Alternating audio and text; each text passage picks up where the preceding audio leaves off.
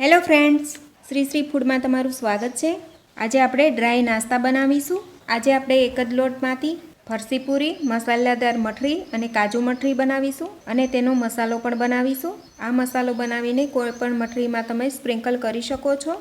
આ મઠરી તમે ઘઉંનો લોટ યુઝ કરીને અથવા તો મેંદામાંથી પણ બનાવી શકો છો, પણ હું આજે મેંદાનો યુઝ કરીને બનાવી રહી છું। તો ચાલો ફરસી પૂરી અને મસાલેદાર મઠરી કઈ રીતે બનાવી શકાય તે જોઈ લઈએ।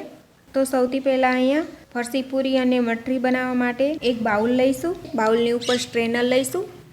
સ્ટ્રેનરની અંદર આપણે 2 કપ મેંદો લઈશું। તો આ રીતે હું 2 કપ ભરીને મેંદો લઈ રહી છું। વજનમાં 250 ગ્રામ મેંદો છે। હવે મેંદાને આપણે ચાળી લઈશું। તો તમે જોઈ શકશો આ રીતે મેં મેંદાને ચાળીને તૈયાર કરી લીધેલો છે। હવે તેની અંદર આપણે મસાલા કરીશું। તો સ્વાદ પ્રમાણે નમક ઉમેરીશું, સાથે જ આપણે અડધી ટીસ્પૂન આખું જીરું પણ ઉમેરીશું, અડધી ટીસ્પૂન અજમો, અડધી ટીસ્પૂન મરી પાવડર। બધા જ મસાલા તમે તમારા ટેસ્ટ પ્રમાણે વધારે કે ઓછા કરી શકો છો। અને હવે આપણે લોટની અંદર મોણ નાખીશું। તો અત્યારે મેં ઘી લીધેલું છે, તો આ રીતે હું 4 ચમચી ભરીને ઘી ઉમેરી દઈશ। તમે તેલ લેવું હોય તો તેલ પણ લઈ શકો છો। હવે બધું સારી રીતે મિક્સ કરી લઈશું। તો આ રીતે મુઠ્ઠી પડતું મોણ નાખવું, જેથી તમારી મઠરી પરફેક્ટ સોફ્ટ ક્રિસ્પી બનશે। હવે આપણે પાણી લઈશું અને તેનાથી લોટ બાંધી લઈએ। તો આ રીતે થોડું થોડું પાણી ઉમેરતા જઈશું અને લોટ બાંધીએ। લોટ આપણે રોટલીનો લોટ બાંધીએ તેવો જ બાંધીશું, વધારે કઠણ પણ નહીં અને ઢીલો પણ નહીં। તો આ રીતે મેં લોટ બાંધીને તૈયાર કરી લીધેલો છે। તો આ લોટ બાંધવામાં મને 3/4 કપ પાણીનો યુઝ થયો છે। હવે આપણે ઢાંકીને 20 મિનિટ માટે રેસ્ટ આપીશું। તો પહેલાં આપણે કાજુ મઠરી માટેનો મસાલો તૈયાર કરી લઈએ। તો મસાલો બનાવવા માટે એક બાઉલ લીધેલું છે। બાઉલની અંદર આપણે હવે એક નાની ચમચી કાશ્મીરી લાલ મરચું લઈશું, સાથે જ એક નાની ચમચી સંચળ પાવડર। તમારે જે રીતે મસાલો બનાવવો હોય એ રીતે તમે બધા જ મસાલા લઈ શકો છો। અડધી ટીસ્પૂન મરી પાવડર ઉમેરીશું, અડધી ટીસ્પૂન શેકેલા જીરાનો પાવડર અને 1 ટીસ્પૂન ચાટ મસાલો ઉમેરીશું। હવે બધું સારી રીતે મિક્સ કરી લઈએ। તો આ મસાલો કાજુ મઠરી બનાવીશું તેના ઉપર સ્પ્રિંકલ કરવાનો તૈયાર છે। હવે આપણે ફરસી પૂરી અને મઠરી બનાવવાના છીએ, તો તેના માટે સાટો બનાવી લઈએ। તો અહીંયા મેં સાટો બનાવવા માટે 2 ટેબલસ્પૂન ઘી લીધેલું છે। હવે ઘીની અંદર આપણે 2 ટેબલસ્પૂન મેંદો ઉમેરીશું અને બરાબર મિક્સ કરી લઈશું। અત્યારે મેં મેંદો લીધેલો છે, તમે સાટો બનાવવા માટે આરા લોટ અથવા તો કોર્નફ્લોર પણ લઈ શકો છો। આ પેસ્ટ લગાવીએ એટલા માટે તો મઠરીમાં લેયર બને છે। આ રીતની તેની કન્સિસ્ટન્સી હોવી જોઈએ। તો હવે આપણો આ સાટો પણ બનીને તૈયાર છે। હવે મેંદાનો લોટ બાંધીને આપણે 20 મિનિટ માટે રહેવા દીધેલો હતો। હવે લોટને આપણે સારી રીતે મસળી લઈશું। હવે મેંદામાંથી આપણે લુવા બનાવી લઈશું। તો આ રીતે કટ કરી અને તેના લુવા બનાવી લઈએ। હવે વણી લઈએ, મોટી રોટલી બનાવીશું। જેટલી રોટલી આપણાથી પાતળી થાય એ પ્રમાણે આપણે પાતળી રોટલી બનાવી લેવાની છે। તો તમે જોઈ શકશો આ રીતે મેં એકદમ મોટી અને પાતળી રોટલી વણીને તૈયાર કરી લીધેલી છે।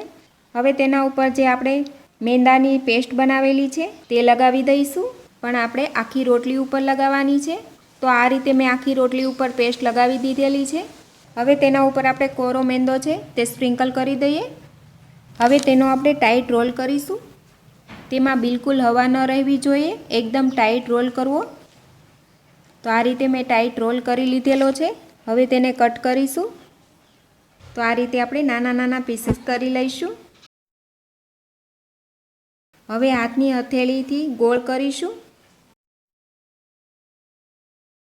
હવે તેમાંથી પૂરી વણી લઈશું। આ પૂરી આપણે પાતળી વણીશું। હવે તેના ઉપર સાટાનું મિશ્રણ લગાવીશું। હવે આ રીતે ફોલ્ડ કરીશું। હવે ફરી સાટો લગાવીશું। હવે ફરી વાળીશું, જે સાઈઝની ગમે એ રીતે તમારે વણવી। હવે તેને વણી થોડી પાતળી કરી લઈશું। તો આ રીતે આપણે વણી લઈશું। હવે તેને ફોકથી અંદર હોલ્સ કરી દઈશું, જેથી મઠરી ખુલીને ખરાબ ના થાય। આ મઠરી લેયરવાળી તો બનશે, પણ આમ કરવાથી ખુલશે નહીં। હવે આ બધી જ બનાવી લઈએ। તો આ જ રીતે હું તમને બીજી એક વણીને બતાવી દઈશ। તો હવે આપણી આ મઠરી બધી જ વણાઈને તૈયાર છે। હવે ફરી આપણે એક લુઓ લઈશું, તેમાંથી બીજી રીતની એક આપણે ફરસી પૂરી બનાવીશું। તો આપણે પહેલાં રોટલી વણી એ જ પ્રોસેસથી સેમ પ્રોસેસ બધી જ કરીશું।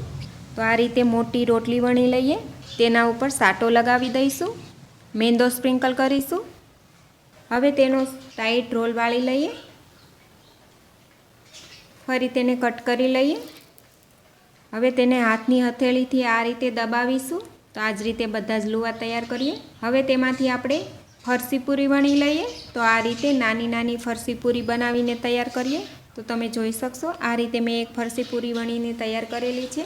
તો આ જ રીતે હું બાકીની બધી જ વણીને તૈયાર કરી લઈશ। તો હવે તમે જોઈ શકશો મેં બધી જ ફરસી પૂરી વણીને તૈયાર કરી લીધેલી છે। હવે ફરી આપણે બાકીનો લોટ જે છે તે લઈશું। તેમાંથી આપણે ત્રીજા નંબરની મઠરી બનાવીશું। આ મઠરી બાળકોને બહુ જ પ્રિય હોય છે, તેને ખૂબ જ પસંદ આવશે।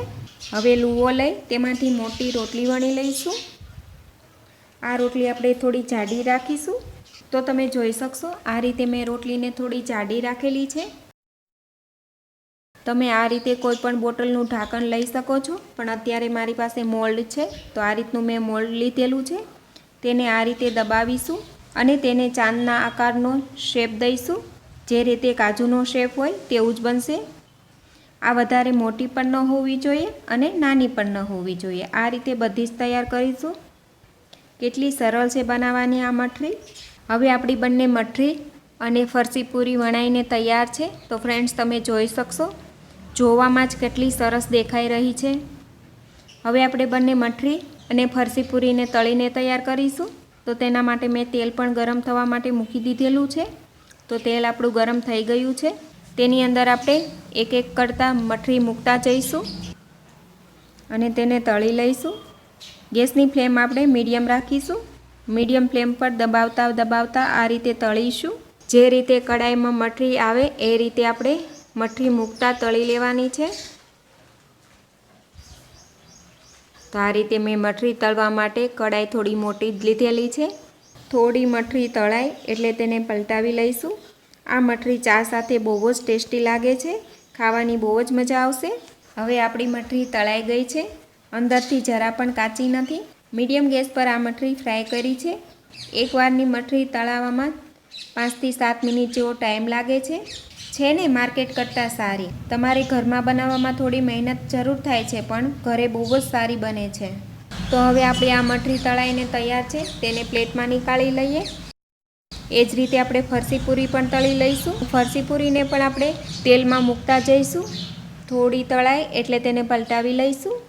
તો આ રીતે તેને પણ લાઇટ ગોલ્ડન તળીને તૈયાર કરીશું।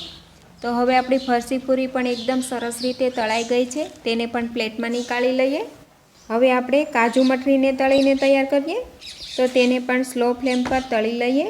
તો આ રીતે પલટાવતા પલટાવતા તળીને તૈયાર કરીએ। તો હવે આપણી કાજુ મઠરી પણ એકદમ સરસ રીતે તળાઈને તૈયાર છે, તેને પણ આપણે એક પ્લેટમાં નીકાળી લઈશું।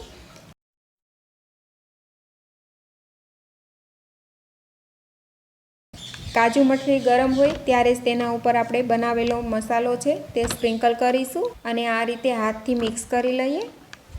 તો જુઓ કેટલી ક્રિસ્પી બને છે। પહેલી મઠરી પણ કેટલી લેયરવાળી અને ક્રિસ્પી દેખાય છે। તમારે કાજુ મઠરી ઉપર મસાલો સ્પ્રિંકલ ન કરવો હોય તો તમે આ જ રીતે પણ ખાઈ શકો છો। હવે આપણી બંને મઠરી અને ફરસી પૂરી ખાવા માટે એકદમ તૈયાર છે। આ મઠરી અને ફરસી પૂરીને તમે એરટાઈટ ડબ્બામાં ભરીને 1 મહિના સુધી ખાઈ શકો છો। તો ફ્રેન્ડ્સ તમે પણ આ રીતે ફરસી પૂરી અને મઠરી તમારા ઘરે જરૂરથી બનાવજો। ત્યારબાદ મને કમેન્ટ કરીને જરૂરથી જણાવશો કે તમને આજનો આ ફરસી પૂરી અને મઠરીનો વિડીયો કેવો લાગ્યો। વિડીયો સારો લાગ્યો હોય તો વિડીયોને લાઇક કરજો, તમારા ગ્રુપમાં વધુને વધુ શેર કરજો અને મારી આ ચેનલને સબસ્ક્રાઈબ જરૂરથી કરજો। તો ફરી મળીશું ફ્રેન્ડ્સ એક નવા વિડીયો સાથે। Thanks for watching.